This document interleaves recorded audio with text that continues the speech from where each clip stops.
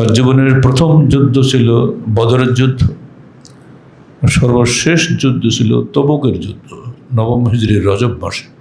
সবাইকে সামনে রেখে খুদ পিপাসায় কাতর, শালপাতা খেয়ে ঠোঁট ফোলা মানুষগুলা, পেটে নেই খাওয়া, মুখে নেই পানি, তাদের উদ্দেশ্যে তিনি সারগর্ভ ভাষণ দিয়েছিলেন। আল্লাহ বলছেন, ওরা মনে করে একটু অনেক দূরে, কিন্তু আমি যে দেখতে পাচ্ছি তোমার একেবারে নিকটে, মৃত্যুতে এক্ষুনি হতে পারে। 30,000 মানুষ খাবে কি? কুড়িয়ে কুড়িয়ে কোনো মতো ওনাকে একটু পানি দেওয়া হলো। উনি হাত মুখ ধুলেন, বলেন বিসমিল্লাহ বলে এই পানিটা ঝর্ণার মধ্যে ফেলে দাও। সঙ্গে সঙ্গে পুরা ঝর্ণা ভরে পানিতে টাইটুম্বুর হয়ে গেল। আলহামদুলিল্লাহ রাব্বিল আলামিন আর রহমানির রহিম মালিকি ইয়াউমিদ্দিন। ইয়া আইয়ুহাল্লাযীনা আমানু তাকুল্লাহ হাক্কা তুকাতিহি ওয়া লা তামুতুন্না ইল্লা ওয়া আনতুম মুসলিমুন। يا أيها الناس اتقوا ربكم الذي خلقكم من نفس واحدة وخلق منها زوجها وبث منهما رجالا كثيرا ونساء واتقوا الله الذي تساءلون به والأرحام إن الله كان عليكم رقيبا. يا أيها الذين آمنوا اتقوا الله وقولوا قولا سديدا يصلح لكم أعمالكم ويغفر لكم ذنوبكم ومن يطع الله ورسوله فقد فاز فوزا عظيما. أما بعد فقد قال الله تعالى في الكلام المجيد فأعوذ بالله السميع العليم من الشيطان الرجيم بسم الله الرحمن الرحيم.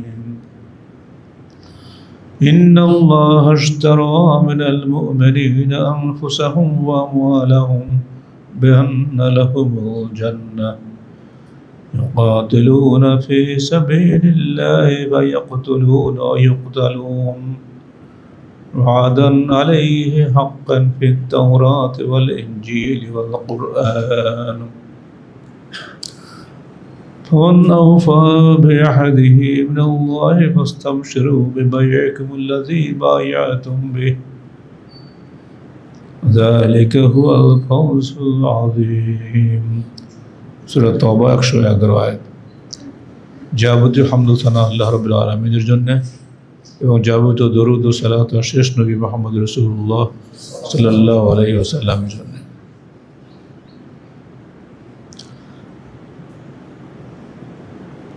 প্রথমে বলে রাখি, আপনাদের দেওয়া অর্থ সম্পদ বিতরণ চলছে চট্টগ্রাম থেকে 44 কিলোমিটার দূরে বাঁশখালী এলাকায়। মূলত চট্টগ্রামে কোনো বন্যা নেই, যেটা চট্টগ্রাম বলতে চট্টগ্রাম শহরকে বোঝায়, শহরে কোনো বন্যা নেই। বাঁশখালী ডাউন এরিয়া, ওই ডাউন এরিয়াতে সব পানি জমেছে, গরিব মানুষ সেখানে বসবাস করে। আমাদের ওখানে ত্রাণ বিতরণ চলছে।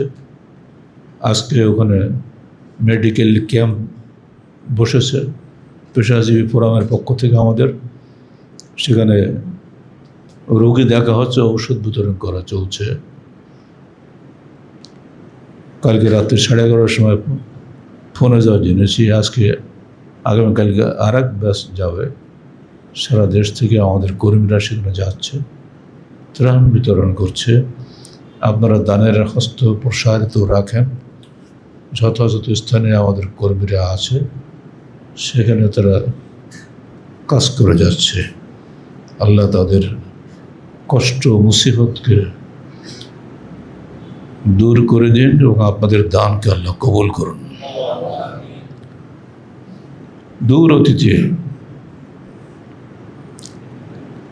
ইসলামের বিজয়াভিযান সম্পর্কে আপনাদের জানা ভালো।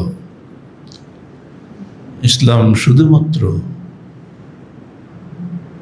ওহির বাণীর মাধ্যমে আসেনি, ওহির প্রতিষ্ঠার জন্য জানমাল উৎসর্গের মাধ্যমে এসেছে।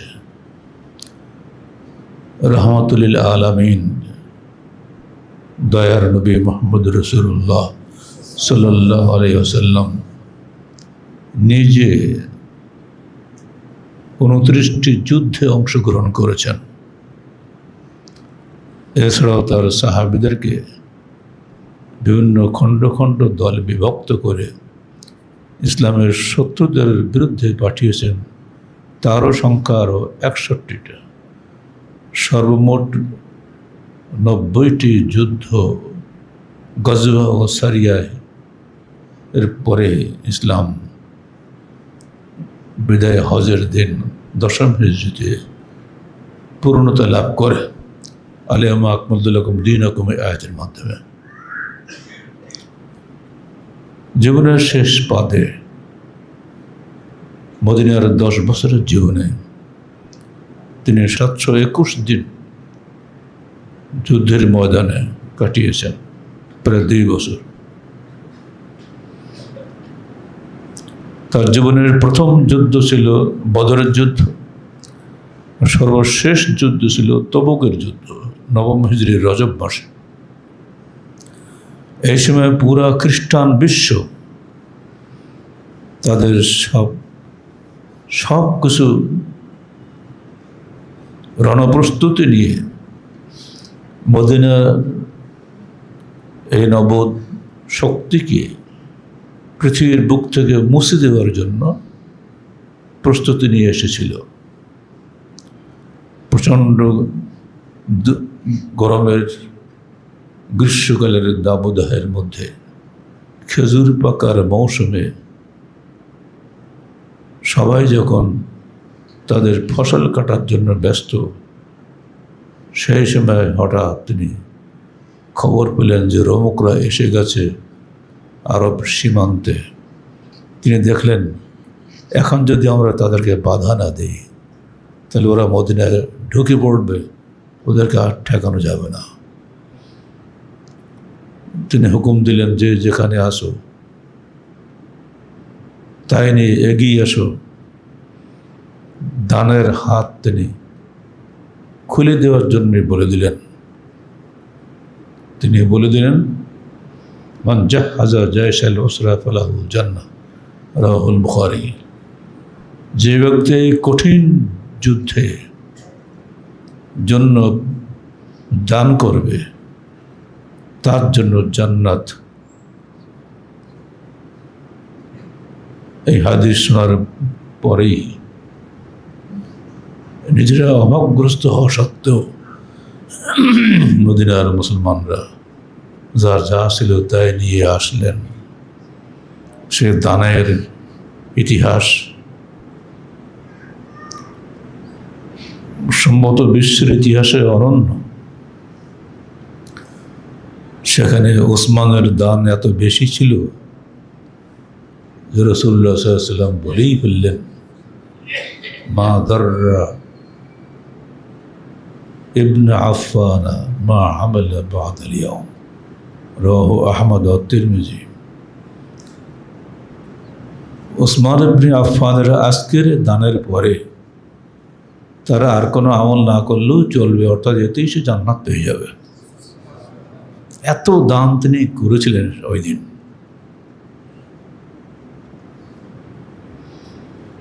ঠিক এটাও দেখেন, একটা গরিব এসে দাঁড়িয়ে বলছে হে আল্লাহর রসুল, আমি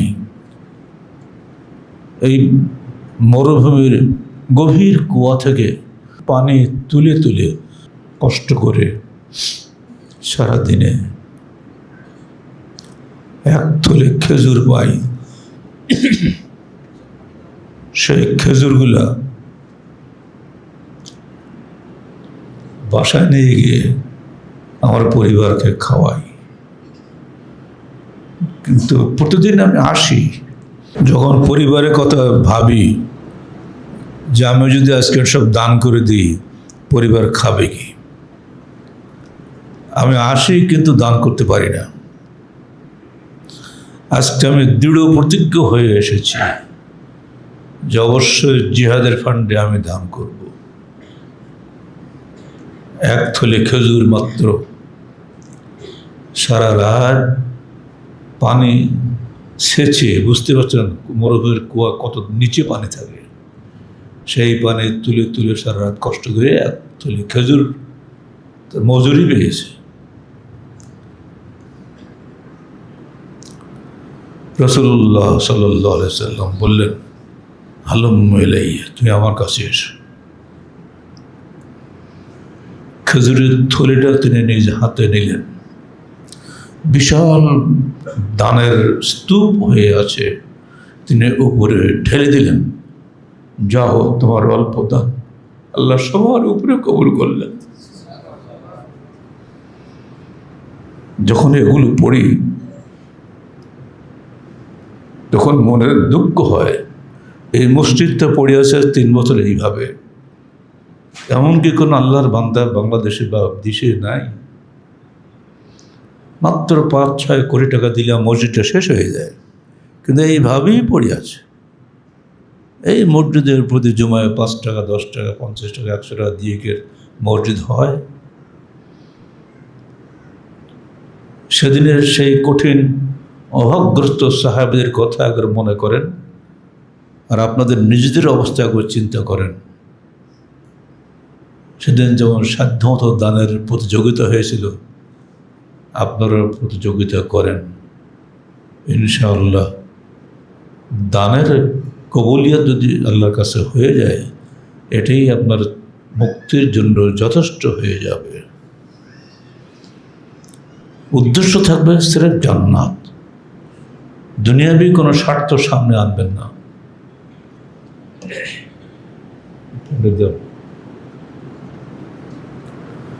ওইদিকে চিন্তা করি, এই আয়াতটি আপনাদের সামনে তেলাওয়াত করেছি, ইন্নাল্লাহ আশতারা মিনাল মুমিনিনা আনফুসাহুম ওয়া আমওয়ালাহুম বিআন্না লাহুমুল জান্নাহ।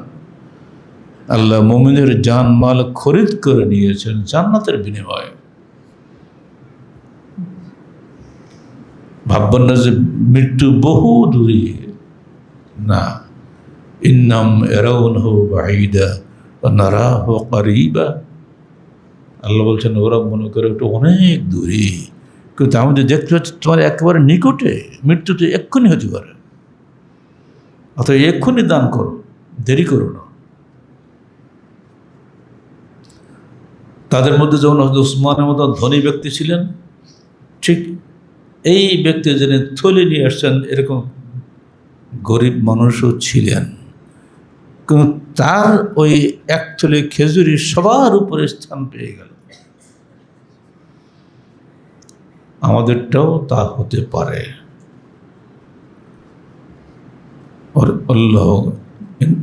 আল্লাহর কাছে খাজানের আসমান জমিদের ধনভাণ্ডার রয়েছে, আল্লাহ ইচ্ছা করলে আপনাকে দিতে পারেন।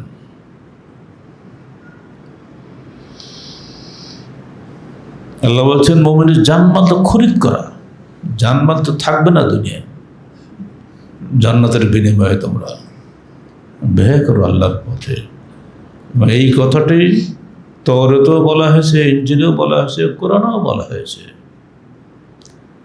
যারা জান্নাতের স্বার্থে জীবন দেয়, সম্পদ দেয়, জান্নাত তাদের জন্য অবধারিত হয়ে যায়। দুনিয়াবি কোনো স্বার্থ মানুষকে দেখানোর জন্য বা শোনানোর জন্য নয়। এজন্য গোপন সৎকার গুরুত্ব খুব বেশি। আল্লাহ বলছেন মান যাল্লাযী ইউকরিদুল্লাহ কারদান হাসানা ফায়ুযাইফাহু লাহু আযআফান কাসীরা আল্লাহু ইয়াকবিদু ওয়া ইয়াবসুতু সুম্মা ইলাইনা ওয়া ইলাইহি তুরজাউন। সূরা বাকারা 245 আয়াত। কে আছো যে আল্লাহকে উত্তম ঋণ দেবে, অতঃপর আল্লাহ তাকে বহুগুণ বৃদ্ধি করে দিবেন? মনে রেখো, আল্লাহ রুজি সংকীর্ণ করেন, আবার রুজি বৃদ্ধি করেন, আর তার কাছেই তোমরা সবাই ফিরে যাবে।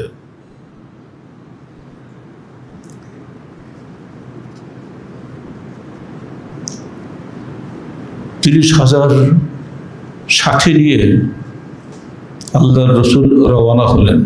30,000।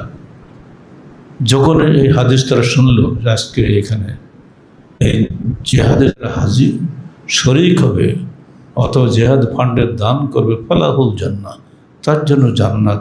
মুসলমান পাগল হয়ে গেল জান্নাত লাভের জন্য, যার যা ছিল সেখানে দিল। এরপরে তারা আল্লাহ রসুলের কাছে লাইন ধরল যে আমরা যাব 778 কিলোমিটার দূরে তাবুক, প্রচণ্ড রৌদ্রের মধ্যে যাব, কিভাবে যাব? হযরত ওসমান বহু উট দান করেছিলেন, সবাই উট দান করেছে। এরপরও 30,000 মানুষের উট কি সম্ভব? প্রতি 18 জনে 1 টাকার উটের ব্যবস্থা হলো।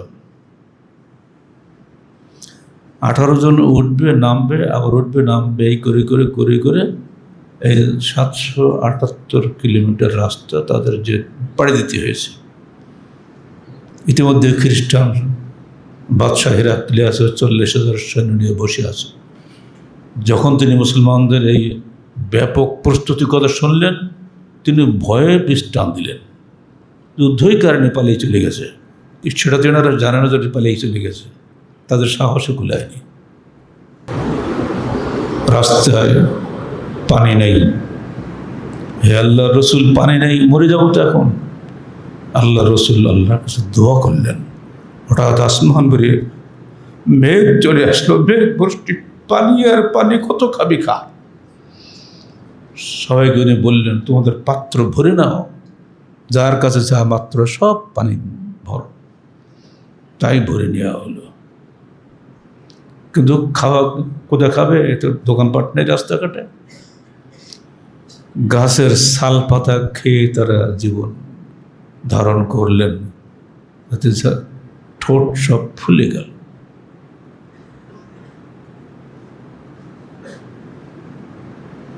তাবুকে পৌঁছে দেখা গেল ওখানকার যে ঝর্ণা শুকিয়ে গেছে। তখন প্রচণ্ড গরমের দিন তো ঝর্ণা পানি থাকে না, খুবই ঝিরঝির করে অল্প অল্প পানি পড়ছে। 30,000 মানুষ খাবে কি? রাসূলুল্লাহ সাল্লাল্লাহু আলাইহি ওয়াসাল্লাম বললেন আমাকে এক পাত্র পানি তোমরা দাও। কুড়িয়ে কুড়িয়ে কোনো মতো ওনাকে একটু পানি দেওয়া হলো। উনি হাত মুখ ধুলেন, সেখান থেকে একটু পানি উনি বলেন বিসমিল্লাহ বলে এই পানিটা ঝর্ণার মধ্যে ফেলে দাও। সঙ্গে সঙ্গে পুরো ঝর্ণা ভরে পানিতে টাইটম্বুর হয়ে গেল। সুবহানাল্লাহ। ইতিহাস, সত্য ইতিহাস, সব সহিহ হাদিসে রয়েছে। সহিহ মুসলিম 705 নম্বর হাদিস এটা।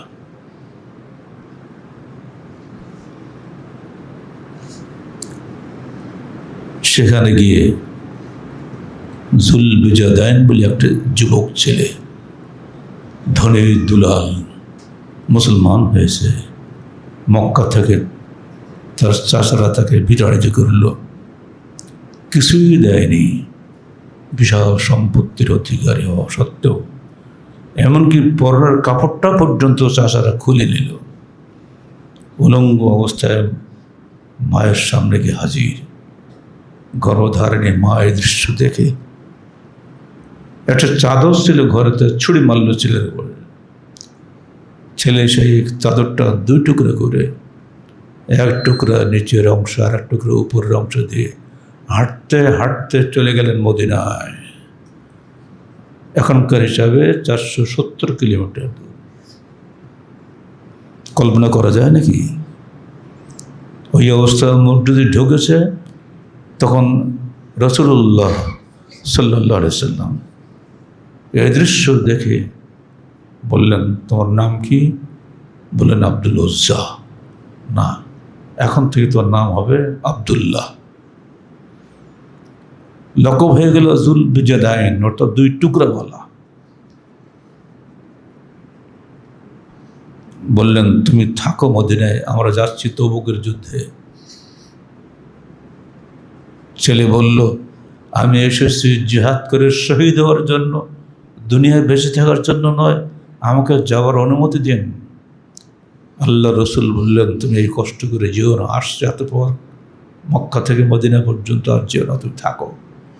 তুমি যেখানেই থাকবে সেখানেই তুমি শাহাদাত লাভ করবে ইনশাআল্লাহ। এই দোয়া পরেও সে শুনল না, সে যাবেই। ওই অবস্থায় চলে গেল তবুকে।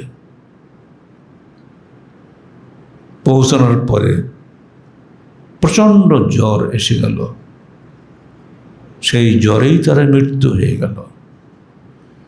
সন্ধ্যার পরে আফসা আলোয় তার জানাজা হবে। ইসলামের মুয়াজ্জিন বেলাল হাবশি নিজে চেরাগ নিয়ে আলো ধরেছে। আবু বকর ও ওমর তার লাশ কাঁধে করে কবরের কাছে এনেছে। রাসূলুল্লাহ সাল্লাল্লাহু আলাইহি সাল্লাম নিজে কবরে নেমে লাশ বুকের মধ্যে নিয়ে নামিয়ে দিয়েছেন। যখন তিনি কবরে শোয়াচ্ছেন তখন তিনি বলছেন আল্লাহুম্মা ইন্নী আমসাইতু রাদিয়ান আনহু ফারজিয়া আনহু। হে আল্লাহ, আমি এই ছেলেটির উপরে আজকে সন্ধ্যা পর্যন্ত সন্তুষ্ট ছিলাম, তুমিও তার প্রতি সন্তুষ্ট হও। এই দৃশ্য দেখে আবু বকর বলে উঠলেন ইয়া লাইতানি কুনতু সাহিবা হাযাল উফরা। হায়, যদি আমি এই কবরের বাসিন্দা হতাম আর আমার জন্য আল্লাহ রসুল এই দোয়া করতেন, কতই না ভালো হতো। অন্যান্য বর্ণনায় এখানে ইবনে মাসউদের নাম এসেছে। কি সৌভাগ্যবান! রসুল তাকে বুকের উপরে নিয়ে কবরে নামাচ্ছেন, আবু বকর ওমর তার লাশ বহন করছেন, বেলাল সেখানে আলোকিত হচ্ছেন চেরাগ দিয়ে। কি কল্পনা করা যায়? বিশ্ব ইতিহাসে শ্রেষ্ঠ মানুষগুলো এই তরুণের লাশ দাফন করছেন। এই তবুকের ঘটনা এসব আল্লাহ রসুলের জীবনের সর্বশেষ এই যুদ্ধ। এরপরে তিনি আর কোনো যুদ্ধ করেন নাই। তবুকে পৌঁছানোর পরে তিনি সবাইকে সামনে রেখে খুদ পিপাসায় কাতর, শালপাতা খেয়ে ঠোঁট ফোলা মানুষগুলা, পেটে নেই খাওয়া, মুখে নেই পানি, তাদের উদ্দেশ্যে তিনি সারগর্ভ ভাষণ দিয়েছিলেন। তার সমস্ত জীবনীকারদের কলমে এসেছে বিভিন্নভাবে। আকরাম জিয়া ওমরি সিরা সহিহার লেখক বলছেন এই ভাষণের মধ্যে সাজিয়ে গুছিয়ে সুন্দর করে একত্রিত করেছেন কোনো একজন রাবী, কিন্তু এইখানে সমস্ত হাদিসই হয় সহি নয় হাসান। বরং আমি পড়ে যা দেখলাম, শুধু হাদিসই নয়, কোরআনও এর দলিল রয়েছে। একত্রিতভাবে কোনো সহি হাদিসে আসে নাই, কিন্তু কথাগুলি সব সহি হাদিসে এসেছে, কোরআনেও এসেছে। আকরাম জিয়ার তাহকিক অনুযায়ী সব সহি অথবা হাসান। সেই ভাষণটা আপনাদের আজকে শুনিয়ে দিই, আপনাদের উপকারে লাগবে। এই ভাষণে মোট 50টি বক্তব্য আছে। শুরু হচ্ছে এইভাবে, ফাইন্না আসদাকাল হাদিসে কিতাবুল্লাহ, এটা আমরা সবাই জানি। ওয়া আওসাকুল গুরা কালিমাতুত তাকওয়া, ও খায়রুল মিলালে মিল্লাতু ইব্রাহিম, ও খায়রুস সুনানে সুন্নতে মুহাম্মাদিন, ও আশরাফুল হাদিসে যিকরুল্লাহ, ও আহসানুল কসাসে হাযাল কুরআন। সফটওয়্যার যাচ্ছে না, তাহলে বাংলা করে দিই। এগুলোর অনুবাদ হচ্ছে, সর্বাধিক সত্য বাণী হলো আল্লাহর কিতাব। এটা একদম অ্যাকুরেট কথা। সবচেয়ে মজবুত হাতল হলো তাকওয়ার কলেমা হাবলুল্লাহ। 3, সবচেয়ে উত্তম দিন হলো ইব্রাহিমের দিন, তাকে দিন হানিফ বলা হয়। 4, শ্রেষ্ঠ তরিকা হলো মোহাম্মদের তরিকা, নিশ্চিত। 5, সর্বোত্তম বাণী হলো আল্লাহর জিকির। 6, সেরা কাহিনী হলো এই কোরআন। 7, শ্রেষ্ঠ কর্ম হলো দৃঢ় সংকল্পের কর্মসমূহ, আজমেল উমুর যাকে বলা হয়। 8, নিকৃষ্ট কর্ম হলো শরীয়তে অবশিষ্ট কর্মসমূহ, অর্থাৎ বেদাত। 9, সুন্দরতম হেদায়েত হলো নবীগণের হেদায়েত। 10, শ্রেষ্ঠ মৃত্যু হলো শহীদি মৃত্যু, নিশ্চয়। 11, সবচেয়ে বড় অন্ধত্ব হলো সুপথ পরে পথভ্রষ্ট হওয়া, নিঃসন্দেহে মোনাফিকরা যেটা করে। 12, শ্রেষ্ঠ আমল হলো তাই যা কল্যাণকর। 13, শ্রেষ্ঠ তরিকা হলো সেটাই যা অনুসৃত হয়, যা দেখে মানুষ অনুসরণ করে। যেটা আমরা রসুলের তরিকা থেকে অনুসরণ করছি না, এই। 14, নিকৃষ্টতম অন্ধত্ব হলো হৃদয়ের অন্ধত্ব, ফাস্তাবিল উমা। এটা একদম করে, এই কথাটা কোরআনেই আছে। সামুদদের সম্পর্কে বলা হয়েছে, নবীদের কথা শুনছে অথচ বুঝেই না, হাদিস শুনছে মানে না, আমরা করি না এগুলা, হৃদয়ের অন্ধত্ব এগুলা। 15, উপরের হাত নিচের হাতের চাইতে উত্তম, আলিয়াদুল উলিয়া খায়রুম মিন আলিয়াদিস সুফলা, সবাই জানে এটা। 16, অল্প ও পরিমাণ মতো সম্পদ অধিক উত্তম ওই অধিক সম্পদ হতে যা আল্লাহ থেকে মানুষকে গাফেল করে দেয়। আল্লাহকুমুত তাকাসুর হাত্তা যুরতুল মাকাবির। 17, নিকৃষ্ট তওবা হলো মৃত্যুকালীন তওবা, হাতে এদা করা, এটা হাদিসে রয়েছে, মৃত্যুর সময় তওবা করে। এবার এই তওবাকে লাভটা কি? আমরা তো এগুলি করি সবসময়। নিকৃষ্ট তওবা হলো মৃত্যুকালীন তওবা, মনে রাখবেন, আগে ভাগে তওবা করেন। 18, সেরা লজ্জা হলো কিয়ামতের দিনের লজ্জা। ওই দিন লজ্জা পেয়ে তার উপায় থাকবে না, তখন তো দুনিয়ায় কাজ করা যাবে না, কাজ তো দুনিয়াতে করে যেতে হবে। অতএব সেরা লজ্জা হলো কিয়ামতের দিনের লজ্জা। 19, লোকদের মধ্যে এমন কিছু লোক আছে যারা জুমায় আসে সবার শেষে। 20, এমন কিছু লোক রয়েছে যারা আল্লাহকে খুব কমই স্মরণ করে, খুব কমই স্মরণ করে, এটাই স্বাভাবিক। 21, সবচেয়ে বড় পাপ হলো মিথ্যা কথা বলা। আদালতে ওঠার সময় কি বলে? আমি আল্লাহর নামের শপথ করিতেছি যে মিথ্যা বলিব না, সত্য বলিব। কিন্তু এবার যে সাক্ষী শুরু হয়, মিথ্যা আগে বলে, সত্য বলেই না ওঠে।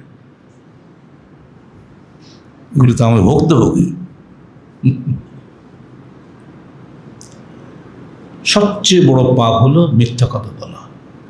22, শ্রেষ্ঠ প্রাচুর্য হলো হৃদয়ের প্রাচুর্য। খায়রুল জ্ঞান জ্ঞান নফস, হৃদয়টা বড় করেন, সংকীর্ণ করবে না।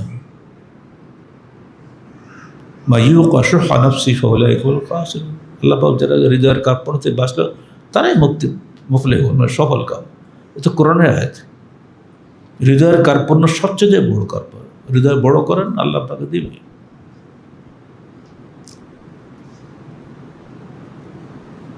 23, সেরা পাথেয় হলো আল্লাহ ভীরুতা, তাকওয়া। তাকওয়ার পুঁজি নিয়ে রাস্তায় চলবেন, আল্লাহ পাক আপনাকে সাহায্য করবেন, কোনো চিন্তা করবেন না।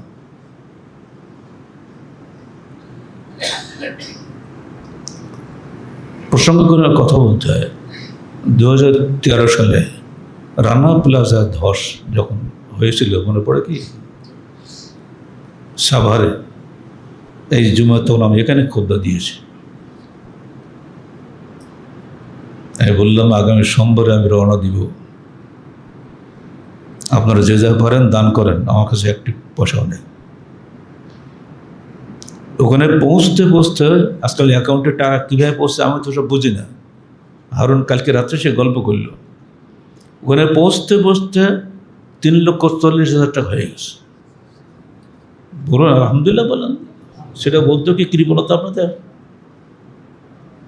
আমার যে আমার টাকা চেয়েছে আর বসার উপরে টাকা দাও, সমানে টাকা দাও, সমাজ যাচ্ছে। ওখানে যে হারুন আমার সাথে ছিল কাল সেই কথা স্মরণ করে দিল।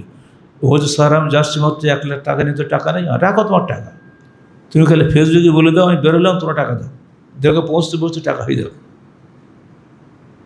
তখন এই কথা সে স্মরণ করতে, আপনি তো একদিন এই কাজটা আপনি করছেন এর আগে। রানা প্লাজায় যত লোক আহত হয়েছিল, 1,000 টাকা নিজে কাউকে দেয়নি আমরা, নোট 1,000, 2,000, 5,000 আহত ব্যক্তিদের অবস্থা বুঝে, সে কী কঠিন অবস্থা। ওই টাকা বিতরণের সময় ফুল টাইম সে আমার সাথে ছিল। ওই জন্য কালকে রাত্রে সেই কথাটাই স্মরণ করে দিলাম, তুই বেরো আল্লাহর পথে, আল্লাহ বান্দার তোমাকে টাকা পাঠিয়ে দেবে। এখন আমরা ফেসবুকে দিয়েছি না আন্দোলনের পক্ষ থেকে, আপনারা টাকা পাঠাচ্ছেন না, সেখানে সমানে টাকা যাচ্ছে, সমানে, কারণ বাড়ি যেতে সমাজ করা লাগছে না। এটা হবে শুধু আল্লাহর উপরে ভরসা রেখে, তাকওয়াকে পুঁজি করে যদি আপনি কাজ করতে পারেন, আল্লাহ কোথার থেকে আপনাকে সাহায্য করবেন আপনি জানতে পারবেন না। মানে হায়সোলা এহতাসেব, কোন পথ দিয়ে আল্লাহ আপনাকে সাহায্য করবে তুমি জানতে পারবে না। ওটি আল্লাহ রসুল সেই নবম হিজরিতে তার ভাষণে বলেছে, দেখো সেরা পাথর হলো আল্লাহ বিরুদ্ধ। 24 সেরা প্রজ্ঞা হলো আল্লাহকে ভয় করা। 25 হৃদয় সমূহে যা সম্মান উদ্রেক করে তাহলে দৃঢ় বিশ্বাস।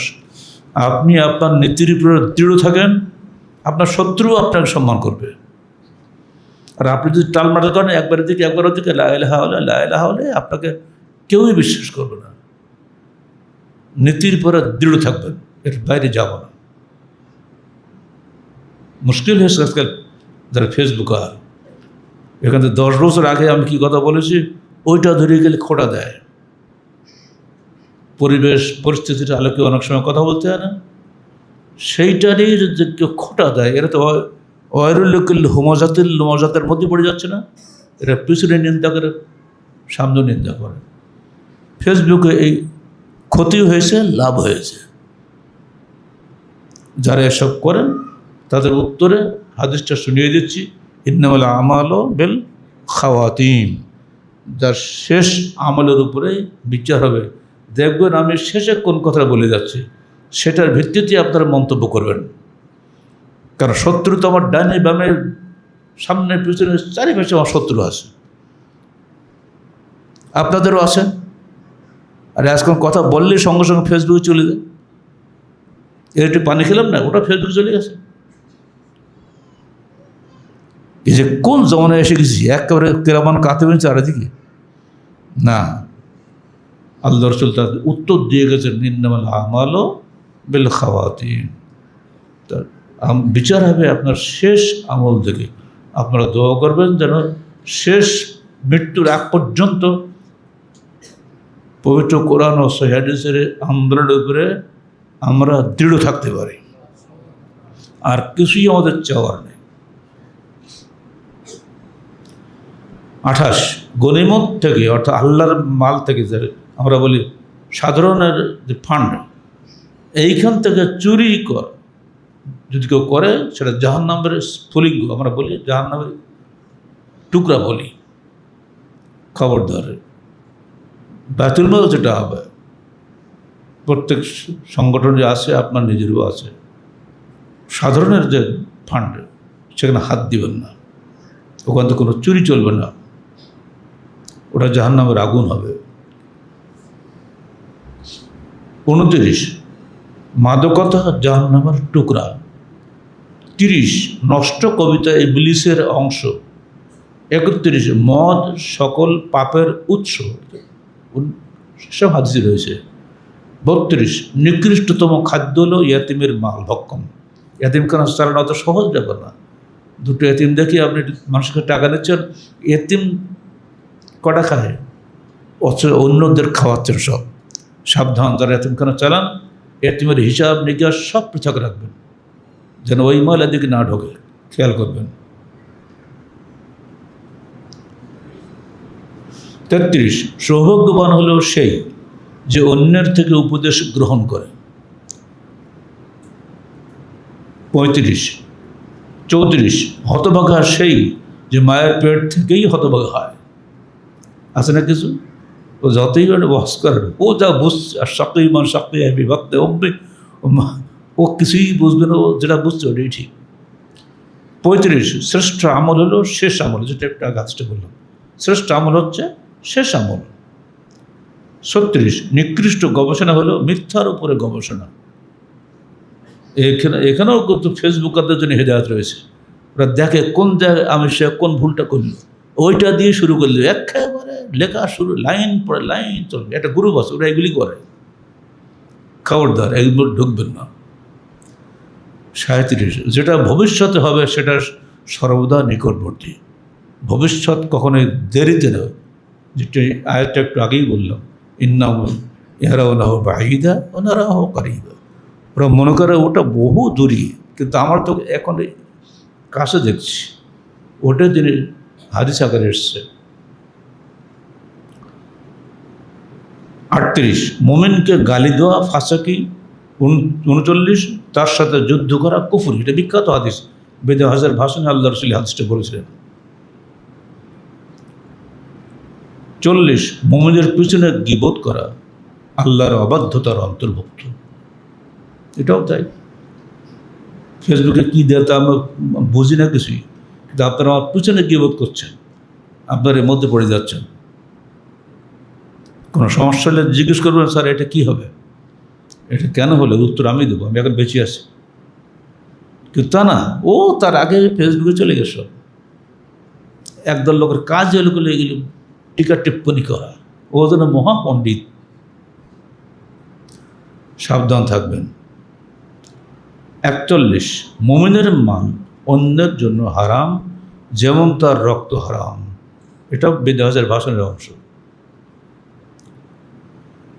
42, যে ব্যক্তি আল্লাহর উপরে বড়াই করে আল্লাহ তাকে মিথ্যা প্রতিপন্ন করেন। 43, যে ব্যক্তি ক্ষমা করে তাকে ক্ষমা করা হয়, আপনি ক্ষমা করলে আপনাকেও সে ক্ষমা করবে।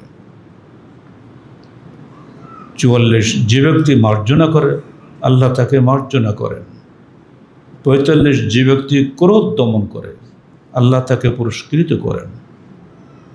46, যে ব্যক্তি বিপদে ধৈর্য ধারণ করে আল্লাহ তাকে উত্তম বদলা দান করেন। 47, যে ব্যক্তি শ্রুতি কামনা করে আল্লাহ তার লজ্জাকে সর্বত্র শুনিয়ে দেন। এটাও হাদিসের অংশ, অন্য হাদিসে। 48, যে ব্যক্তি সবরের ভান করে আল্লাহ তাকে দুর্বল করে দেন। ভান জিনিসটাই খারাপ, ভান করা চলবে না। 49, যে ব্যক্তি আল্লাহর অবাধ্যতা করে আল্লাহ তাকে শাস্তি দিয়ে থাকেন। কীভাবে দেব তা আপনি বুঝতে পারবেন, এক্ষুনি দেবে, এক্ষুনি না, হয়তো একটু দেরিতে দেবে, কিন্তু আল্লাহর অবাধ্যতা করা যাবে না। 50,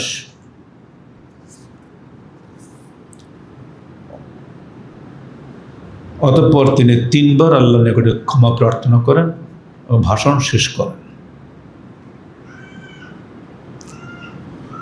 রাসূলুল্লাহ সাল্লাল্লাহু আলাইহি ওয়াসাল্লামের উক্ত আবেগময় ভাষণে ক্ষুদ দিবসে কাতর ও দীর্ঘ সফরে ক্লান্ত সেনাবাহিনীর অন্তঃসমূহ ইমানের ঢেউয়ে উদ্বেলিত হয়ে ওঠে। সকলের সব কষ্ট ভুলে প্রশান্ত চিত্তে আল্লাহর সন্তুষ্টি অর্জনে মনোনিবেশ করেন। যুদ্ধ হলো না, রোমকরা পালিয়ে গেল, 20 দিন তিনি সেখানে থাকলেন। এরপরে ফেরত আসছেন, রাস্তায় তাকিয়েছিল মুনাফিকরা। মুনাফিকরা সবসময় অধ্যায়ে কীভাবে মারা যায়।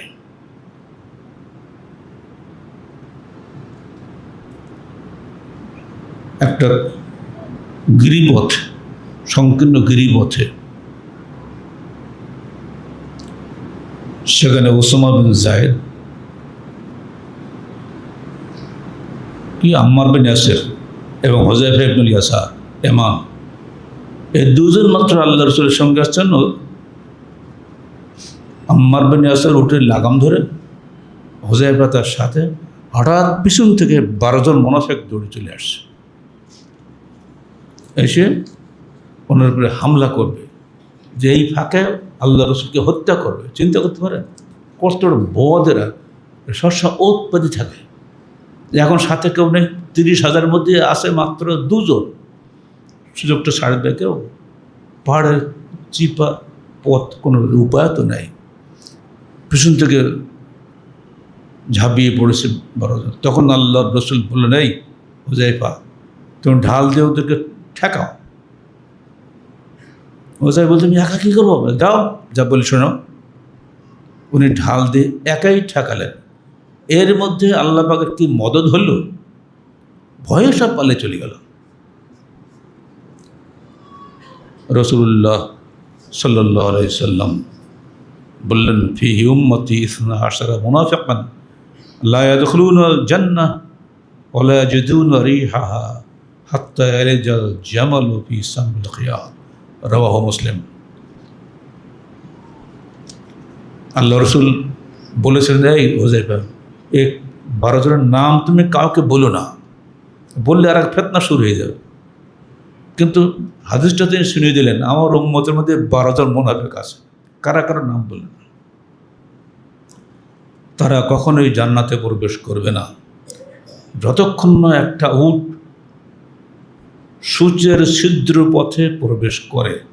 অর্থাৎ সূর্যের ছিদ্র পথে উট প্রবেশ দেওয়া অসম্ভব, এই 12 জন মুনাফিকের জান্নাতে প্রবেশ করা ঠিক তেমনি অসম্ভব। মুসলিম শরীফের হাদিস। কিন্তু উনি সেই 12 জনের নাম বলেন নাই। যেটা ওমর ফারুক মৃত্যু পর্যন্ত দেখতেন যে হুযায়ফা কারো জানাজায় গেল কিনা। হুযায়ফা ওই হাদিসটা একক রাবি। হুযায়ফাকে আল্লাহ যেহেতু নিষেধ করেছেন, উনি কাউকে বলতেন না ওই 12 জনের নাম। যেন ওনাকে সাহেব সির রাসূলুল্লাহ সাল্লাল্লাহু আলাইহি ওয়াসাল্লাম বলা হয়। আল্লাহ রসুলের গোপন কথার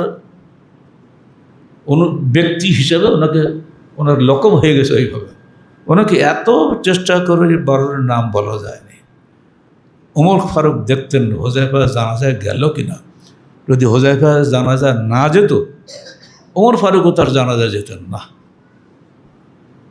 মুনাফিক যে আসলে ডেঞ্জারাস একটা দল, এটা এখান থেকে বোঝা যায়। ওই নাজিলের দৃশ্য দেখেছে তারা, আল্লাহর রসুলের এবারে মুজিজা তারা দেখেছে। তার দোয়ার মধ্যে শুষ্ক ঝর্ণা একটা ভরে যাচ্ছে, আঙুলে পানি দিয়েছেন, আঙুলে 5টা আঙুল দিয়ে সমানে পানি বের হচ্ছে।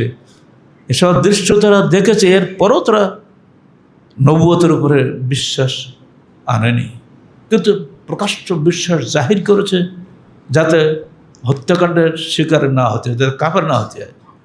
সাবধান, আল্লাহ রসুলের জমানার মুনাফিক ছিল, এই জমানা থাকবে না। কে বলা যাবে না, আচরণে বুঝে নিতে হবে। আল্লাহ পাক আমাদেরকে যাবতীয় কুফর ও নিফাক থেকে মুক্ত রাখুন। এবং এই দানের যে ইতিহাস আপনারা শুনলেন, যা হাজারো দানের উপরে 1 থলে খেজুরের যে মূল্য আপনারা শুনলেন, আপনারাও দানের হস্ত খুলে দেন। আল্লাহর ঘর তাকিয়ে আছে বান্দার দিকে, যেন এই মসজিদটা আল্লাহর কবুল করে নেন। আপনার দান দেন, আল্লাহ কবুল করে নেন। আকুলু কওলি হাযা আস্তাগফিরুল্লাহ লি ওয়া লাকুম ওয়া লিসাইরিল মুসলিমিন।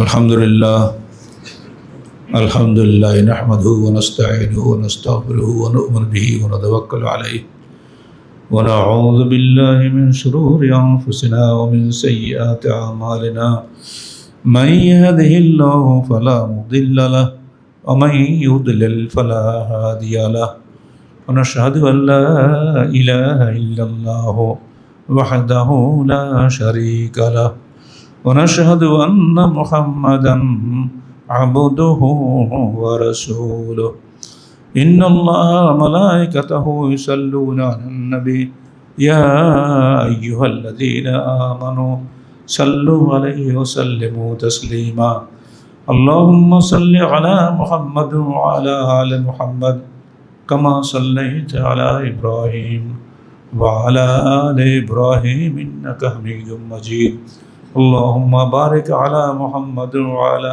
آل محمد كما باركت على إبراهيم وعلى آل إبراهيم إنك حميد مجيد اللهم انصر من نصر دين محمد صلى الله عليه وسلم واجعلنا منهم واخذل من خذل دين محمد صلى الله عليه وسلم ولا تجعلنا منهم عباد الله رحمكم الله إن الله يأمركم بالعدل والإحسان وإيتاء ذي القربى وينهى عن الفحشاء والمنكر والبغي يعظكم لعلكم تذكرون واذكروا الله يذكركم وادعوه يستجب لكم ولذكر الله تعالى وأعلى وأعز وأجل وأتم وأهم أكبر আহলে হাদিস আন্দোলন বাংলাদেশ